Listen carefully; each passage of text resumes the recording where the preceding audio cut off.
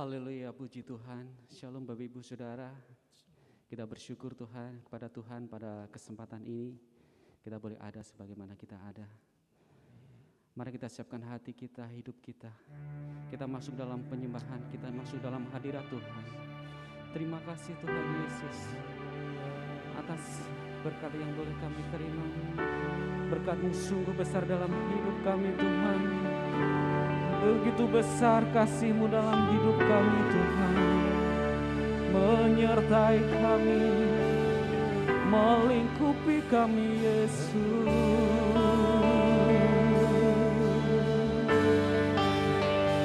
Haleluya. Terpujilah nama-Mu Tuhan. Terpujilah Engkau. Terima kasih Tuhan. Haleluya. Engkau selalu memimpin kami Tuhan di setiap musim hidup kami, di sepanjang hidup kami Tuhan.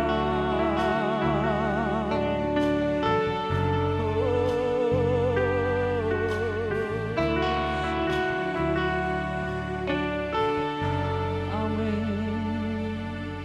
Engkau ada bersamaku di setiap musim hidupku. Tak pernah Kau biarkan ku sendiri.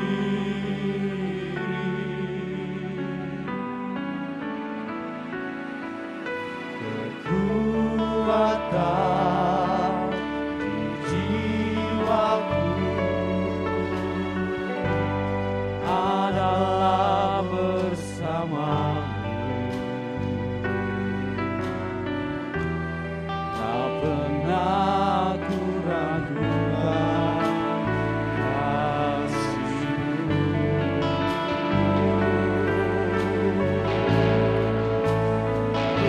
Bersama-Mu Bapa, ku lewati semua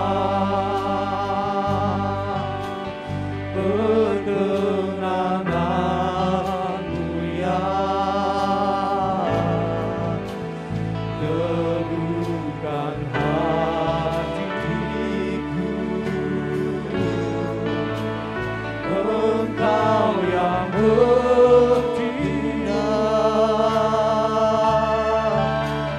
memberi pertolongan.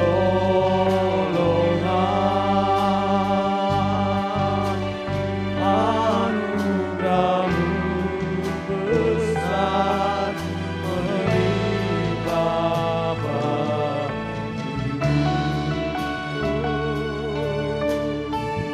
Terima kasih Tuhan.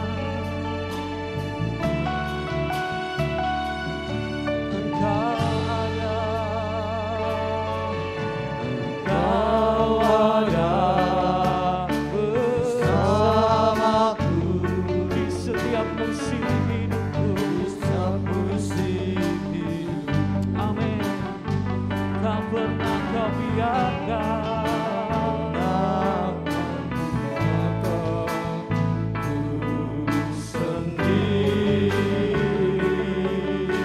Hanya kekuatan kami Tuhan, kami dapatkan dari Engkau Yesus. Amin. Adalah bersama-Mu. Tak pernah ku ragukan kasih-Mu. Bersama-Mu Tuhan, bersama-Mu Bapa,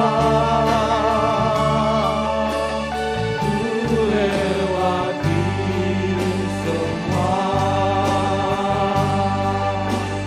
perkenananmu yang teguhkan hatiku.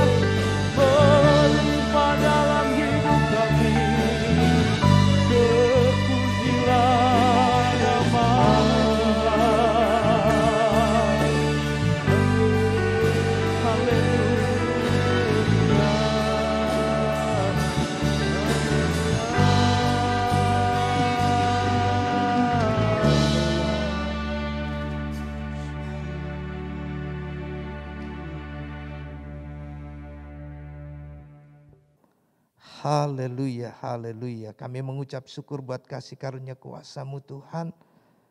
Kami boleh Engkau izinkan mengambil bagian dalam ibadah secara online.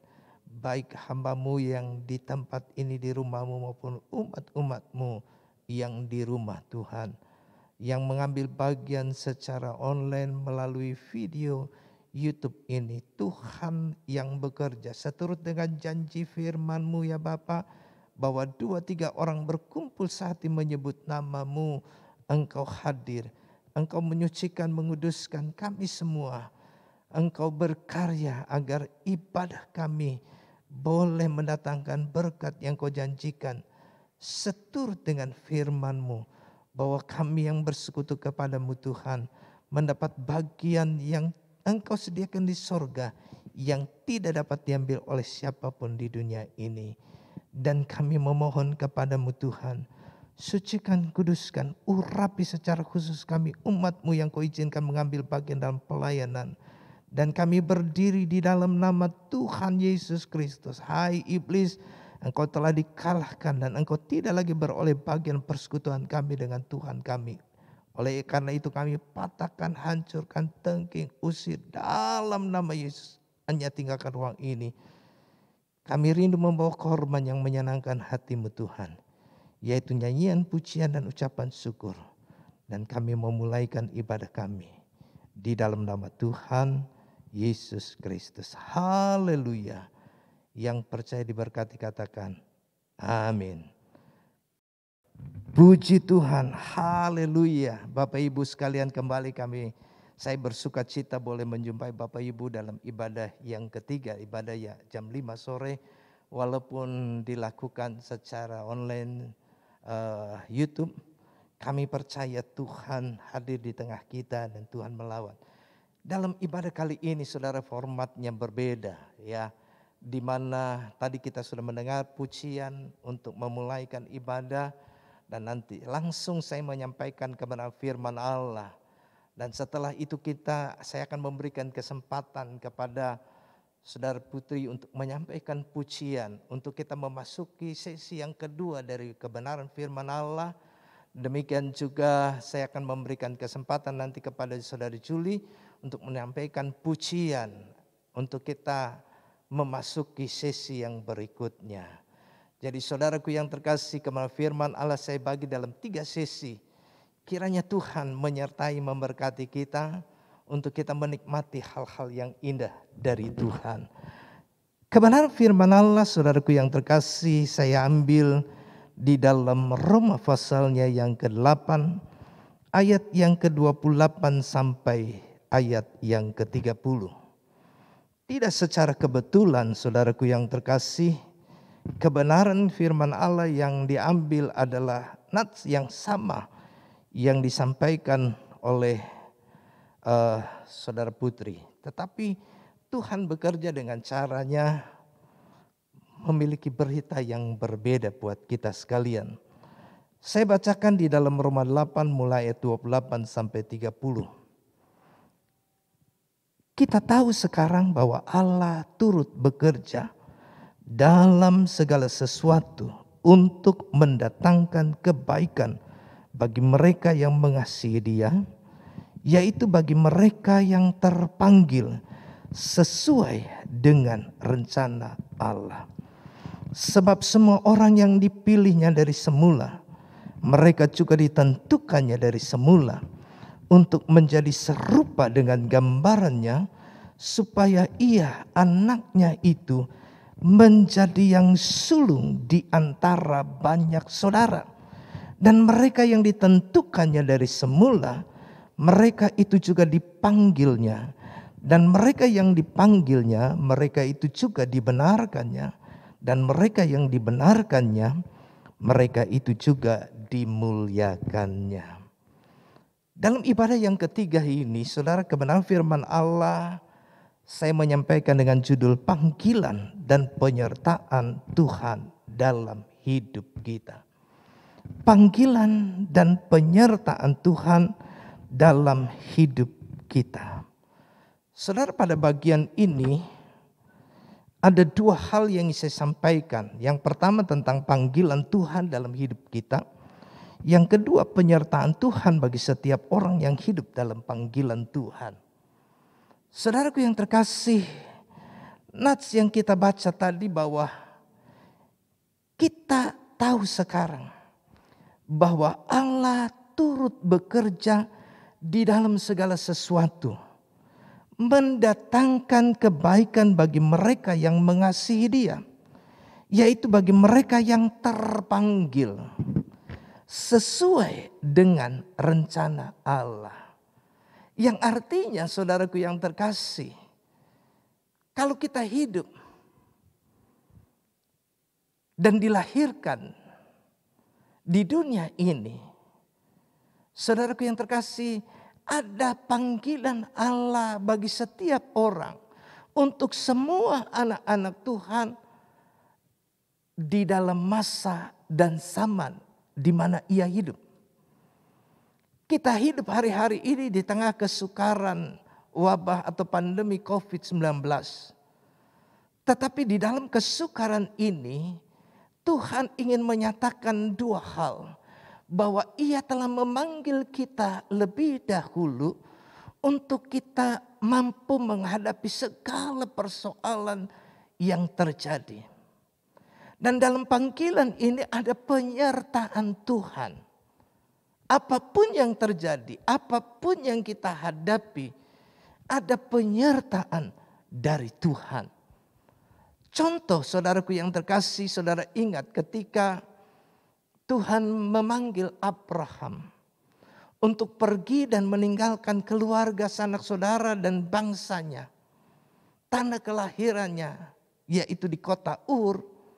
Untuk pergi ke suatu tempat yang Tuhan tidak tunjukkan. Abraham mengikuti apa yang menjadi panggilan Tuhan dalam hidupnya.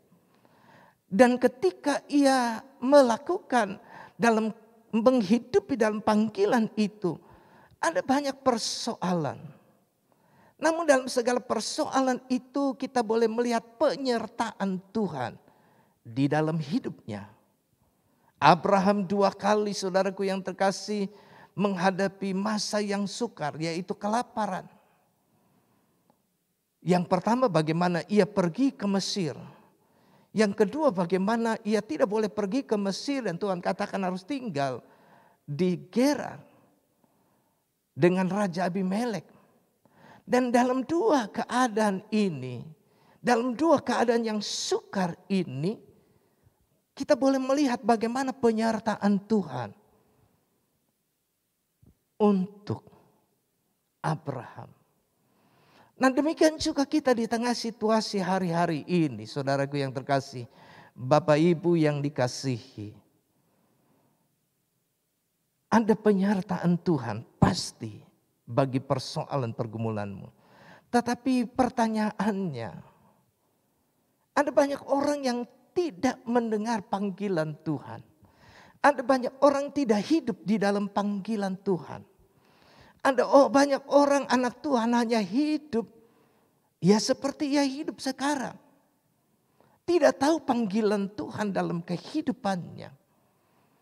Dan berbicara tentang panggilan Tuhan, itu bukan hanya saudaraku yang terkasih menjadi pendeta. Tapi setiap orang memiliki panggilan yang khusus dari Tuhan, melakukan satu pekerjaan. Dan untuk hal ini tiap-tiap anak Tuhan harus mengerti. Tiap-tiap anak Tuhan harus tahu. Tiap-tiap anak Tuhan harus bergumul untuk mencari tahu panggilan Tuhan di dalam hidupnya. Mari kita melihat lebih dahulu saudaraku yang terkasih di dalam Yesus Kristus. Di dalam 1 Korintus pasalnya yang ke-12. Ayatnya yang ke-11. 1 Korintus pasal 12 ayat yang ke-11. Saya bacakan. Tetapi semuanya ini dikerjakan oleh Roh yang satu dan yang sama, yang memberikan karunia kepada tiap-tiap orang secara khusus, seperti yang dikehendakinya. Perhatikan di dalam nats ini saudara bahwa Paulus mengungkapkan bahwa setiap orang percaya itu diberikan karunia secara khusus, seperti yang dikehendaki oleh Allah. Dan di dalam nats selanjutnya Paulus mengumpamakan tubuh kita yang diberikan tiap-tiap anggota itu diberikan karunia pekerjaan panggilan khusus. Mulut tidak bisa mengerjakan pekerjaan mata. Mata tidak bisa mengerjakan pekerjaan tangan. Masing-masing anggota diberikan karunia khusus. Dipanggil, ditetapkan untuk melakukan pekerjaan yang khusus. Mata untuk melihat, mulut untuk berbicara dan makan, hidung untuk merasakan penciuman di sekitar kita yang membuat kita nyaman, yang membuat kita bersuka cita. Karena udara itu membawa harum tertentu membuat kita rileks. Telinga juga sama saudara. Ya, bisa membuat saudara tenang, damai. Tapi ketika saudara mendengar suara-suara yang lain, saudara tidak bisa tidur. Saudara bisa gelisah. Saudara bisa tidak tenang. Tidak ada kedamaian. Dan masing-masing ini saudara dilatih untuk kita mengatasi segala persoalan. Saya ingat satu kali saudara ketika kami baru pindah dari gereja ini ke pastori yang sekarang di Villa Taman Cibodas. Selama 1 bulan istri saya tidak bisa tidur. Karena di gereja saudaraku yang terkasih, tidak ada suara berisik tiap 5-10 menit. Kami berpikir ketika kami tinggal di Villa Taman Cibodas itu lebih tenang, lebih nyaman. Tapi ternyata tidak saudara, karena setiap dari malam sampai pagi, paling tidak 10-15, paling lama 20 menit. Suara motor, suara mobil, rung, saudara. Tidak ada yang klakson, tapi bunyi kendaraan itu begitu kencang. Kenapa? Karena suara lain senyap. Hanya terdengar suara derungan motor, mobil. Dan itu mengganggu istri saya, tidak bisa tidur. Tapi setelah berjalannya waktu, telinga istri saya dapat mulai menyesuaikan diri dengan derungan-derungan motor dan mobil. Istri saya dapat tidur dengan nyenyak. Sementara saya, saudara, karena sudah terbiasa dari kecil, ya, rumah saya dari rumah di mana saya dibesarkan itu belakangnya rel kereta.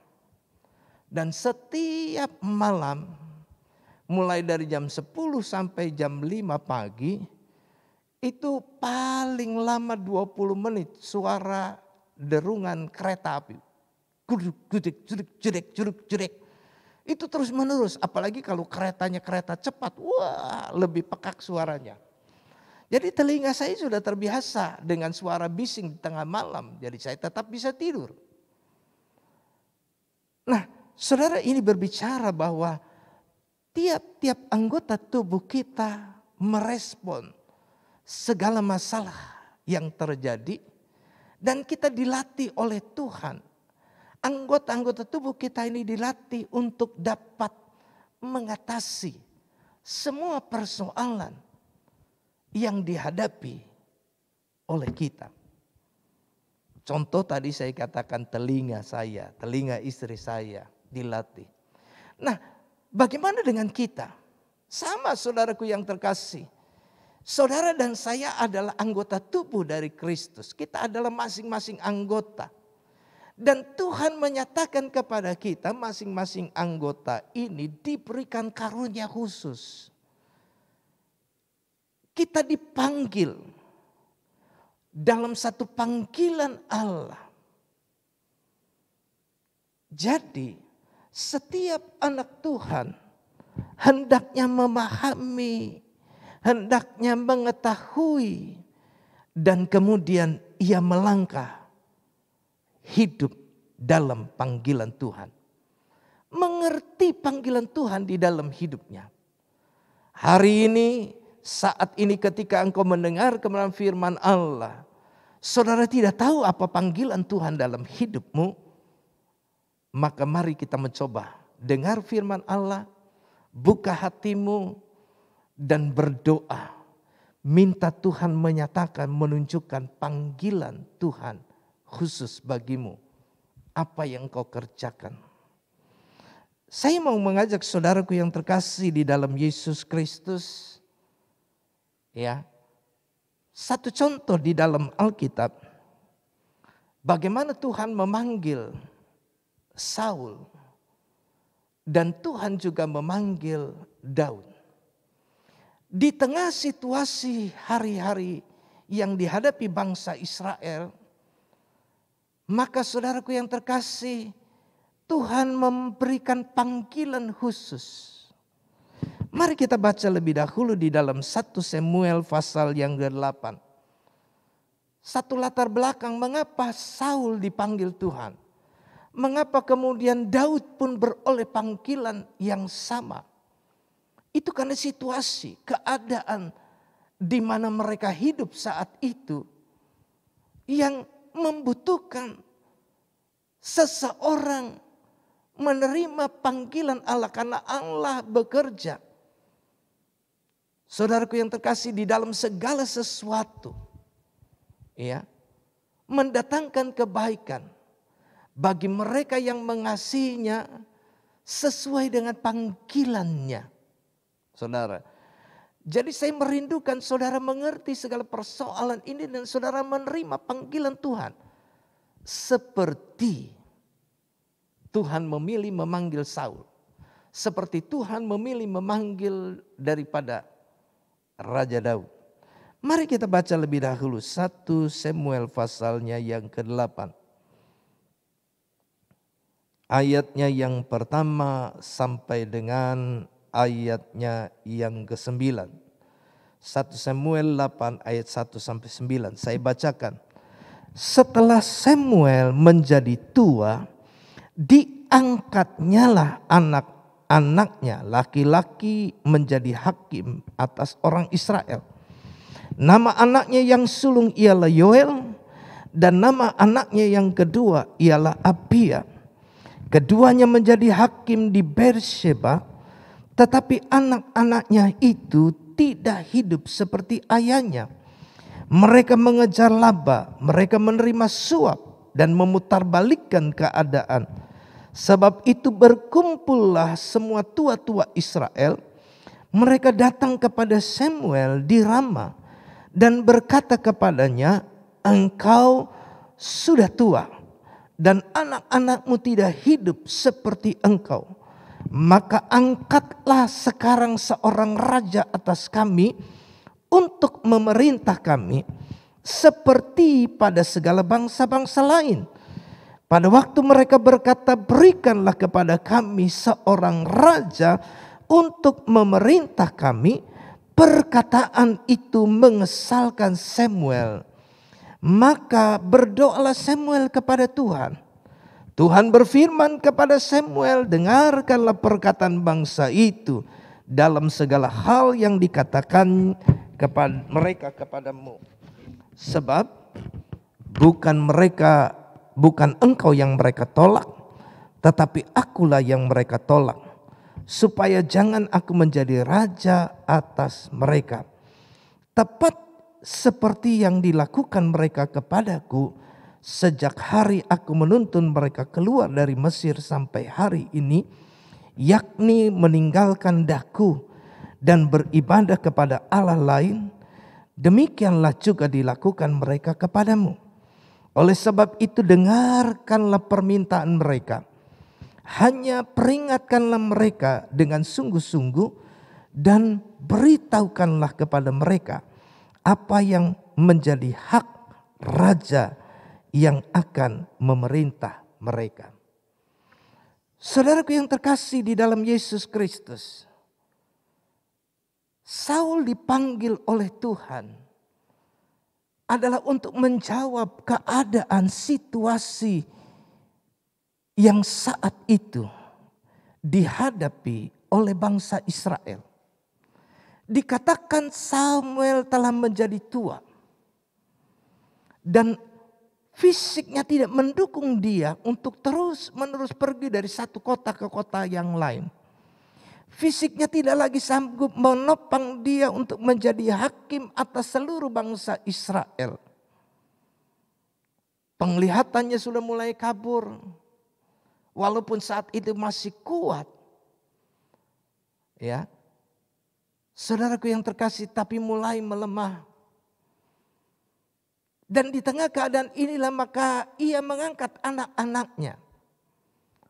Anak-anak Samuel diangkat oleh dirinya untuk menjadi hakim. Tapi masalah terjadi. Bangsa Israel menolak anak-anak daripada Samuel menjadi hakim. Karena dikatakan di dalam ayat yang ketiga, anak-anak Samuel tidak hidup seperti ayahnya. Mereka mengejar laba, menerima suap, memutarbalikkan keadaan. Tetapi saudaraku yang terkasih, ini berbicara bahwa setiap orang punya kekurangan, punya kelemahan. Tapi banyak orang hanya mau menerima kelebihan dari orang, tetapi tidak mau menerima kekurangannya. Allah tahu bahwa manusia penuh kekurangan. Maka ia memanggil setiap orang untuk melakukan pekerjaannya supaya orang itu mampu mengatasi kekurangan, kelemahannya dengan percaya, berharap dan mengandalkan Tuhan. Nanti kita akan melihat dan membaca bagian ini. Tetapi saudaraku yang terkasih, sekali lagi inilah situasi yang akhirnya ternyatakan bahwa Tuhan mengabulkan keinginan orang Israel meminta raja. Maka Tuhan katakan kepada Samuel bahwa ia sudah memilih seseorang. Dan orang ini akan datang mencari Samuel. Lantik, urapi dia. Sebab ia telah kupilih menjadi raja atas bangsa Israel.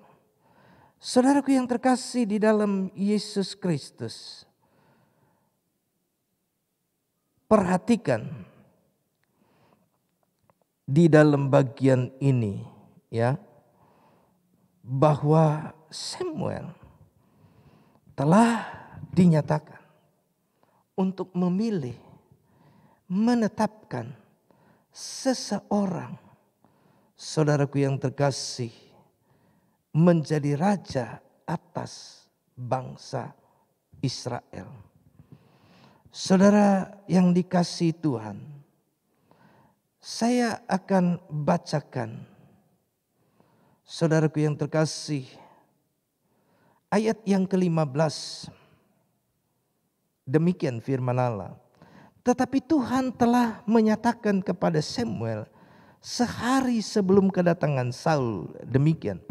Besok kira-kira waktu ini aku akan menyuruh kepadamu seorang laki-laki dari tanah Benyamin. Engkau akan mengurapi dia menjadi raja atas umatku Israel. Dan ia akan menyelamatkan umatku dari tangan orang Filistin. Sebab aku telah memperhatikan sengsara umatku karena teriakannya telah sampai kepadaku. Ketika Samuel melihat Saul, maka berfirmanlah Tuhan kepadanya, inilah orang yang kusebutkan kepadamu itu, orang ini akan memegang tampuk pemerintahan atas umatku. Jadi saudaraku yang terkasih, lihat. Di tengah situasi keadaan di mana Samuel menjadi tua dan anak-anaknya ditolak oleh orang Israel untuk menjadi hakim. Mereka menuntut seseorang dilantik menjadi raja. Maka Tuhan telah memilih. Tuhan telah menetapkan dan Tuhan memanggil orang itu untuk menjadi raja. Saudaraku yang terkasih, pertanyaannya mana yang benar? Dipilih, ditetapkan, lalu dipanggil. Secara nyata saudara, sebenarnya Tuhan telah memilih dulu. Tuhan menetapkan dan kemudian Tuhan memanggil. Tetapi saudara, dalam urutan sesungguhnya panggilan itulah yang pertama. Tuhan memanggil. Lalu Tuhan memilih. Dan Tuhan menetapkan. Jadi Saul dipanggil oleh Tuhan. Pada awalnya Saul tidak merasakan itu. Tetapi Tuhan menyatakan bahwa ia beroleh panggilan. Dengan menetapkan bahwa ia layak menerima panggilan itu.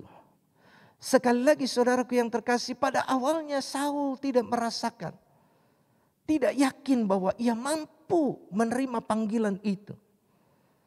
Tetapi kemudian Tuhan menetapkan bahwa pilihannya tidak pernah salah.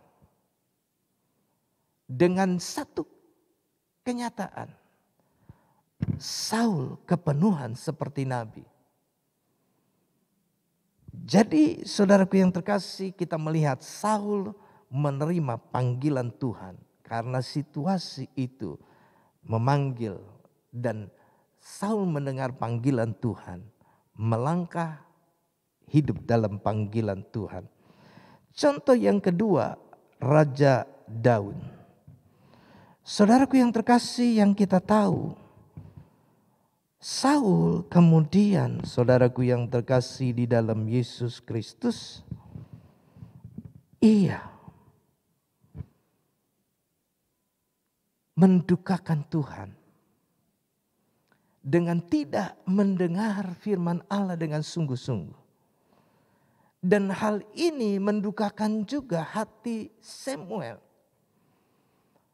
Maka Tuhan menyatakan Saul telah ditolak menjadi raja. Dan Tuhan kemudian memilih, menetapkan dan memanggil seseorang untuk menjadi raja, menggantikan Saul.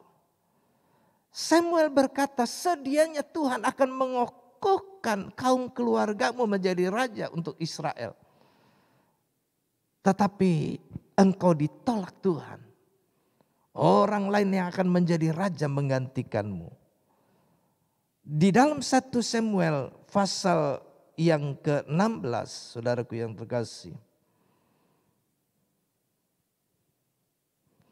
Saya akan bacakan dulu saudaraku yang terkasih di dalam pasalnya yang ke-15. Bagaimana sedianya Tuhan akan mengokohkan kerajaan bagi Saul. Namun karena Saul tidak mendengar, maka Tuhan menarik dan Tuhan menolak Saul. Saya bacakan di dalam 1 Samuel pasal yang ke-15. Ayatnya yang ke-26. Tetapi jawab Samuel kepada Saul, aku tidak akan kembali bersama-sama dengan engkau. Sebab engkau telah menolak firman Tuhan. Sebab itu Tuhan telah menolak engkau sebagai raja atas Israel. Ketika Samuel berpaling hendak pergi, maka Saul memegang puncak jubah Samuel tetapi terkoyak. Kemudian berkatalah Samuel kepadanya, Tuhan telah mengoyakkan daripadamu jabatan raja atas Israel pada hari ini. Dan telah memberikannya kepada orang lain yang lebih baik daripadamu. Lagi sang mulia dari Israel tidak berdusta. Dan ia tidak tahu menyesal. Sebab ia bukan manusia yang harus menyesal. Saudara perhatikan. Ketika Saul ditolak.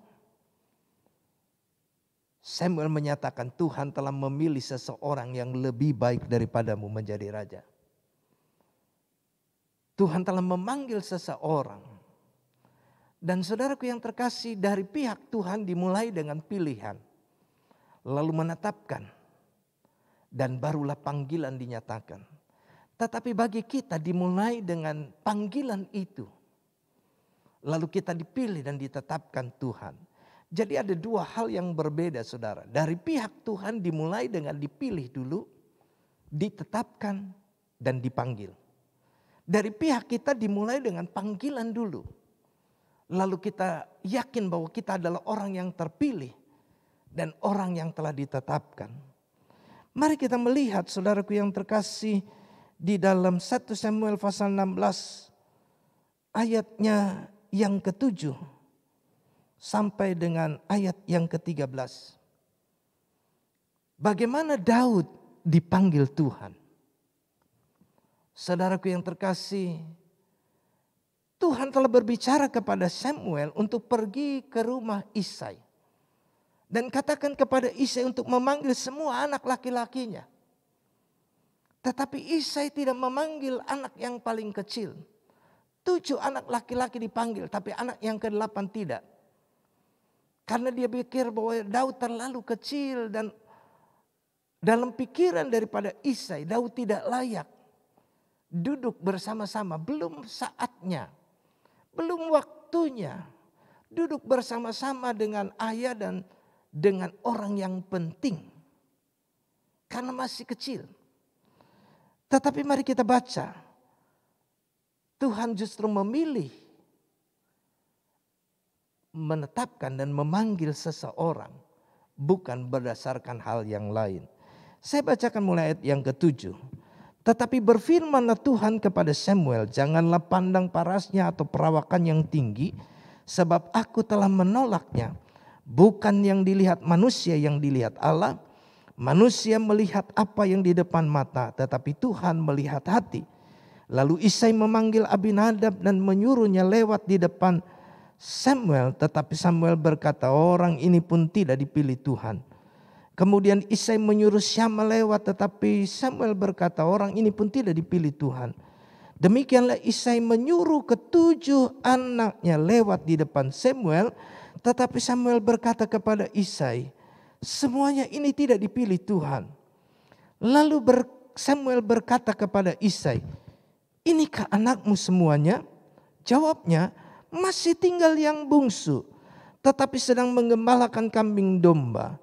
Kata Samuel kepada Isai, suruhlah memanggil dia, sebab kita tidak akan duduk makan sebelum ia datang kemari. Kemudian disuruhnyalah menjemput dia. Ia kemerah-merahan, matanya indah dan parasnya elok. Lalu Tuhan berfirman, bangkitlah, urapilah dia, sebab inilah dia. Samuel mengambil tabung tanduk yang berisi minyak itu dan mengurapi Daud di tengah-tengah saudara-saudaranya. Sejak hari itu dan seterusnya berkuasalah roh Tuhan atas Daud. Lalu berangkatlah Samuel menuju Rama. Jadi kita kembali melihat saudara panggilan Tuhan yang sama untuk mengatasi persoalan yang terjadi di tengah-tengah kehidupan anak Tuhan. Saudara perhatikan kembali, saya katakan Saul dipanggil ketika orang Israel menolak anak-anak Samuel menjadi hakim. Lalu kemudian ketika Saul ditolak Tuhan menjadi raja karena ia tidak dengar-dengaran. Maka Tuhan kemudian memilih dan memanggil seseorang yang lebih baik daripada Saul. Dan Tuhan menetapkan Daud dipanggil untuk menjadi raja. Saudaraku yang terkasih, kebenaran firman Allah saat ini saya tutup di sini dulu. Kita akan lanjut dalam bagian yang lain yang kedua, yaitu penyertaan Tuhan bagi setiap orang yang hidup dalam panggilan Tuhan. Tapi sebelum itu saya mau tetap tegaskan saudara, konklusinya adalah kita semua yang hidup di hari-hari ini, jangan hanya tidur, jangan hanya duduk-duduk diam, bangkit, bangunlah. Keadaan dunia ini sudah sukar. Ada panggilan Tuhan khusus untuk saudara untuk mengerjakan pekerjaan Tuhan. Sama seperti Tuhan memilih dan memanggil Saul pada masanya. Kemudian ketika Saul ditolak, ia pun memilih dan memanggil Daud untuk melakukan pekerjaannya. Hari-hari ini saudaraku yang terkasih, seturut dengan kebenaran firman Allah di dalam Roma pasal yang ke-8 tadi, bahwa Allah turut bekerja dalam segala sesuatu mendatangkan kebaikan.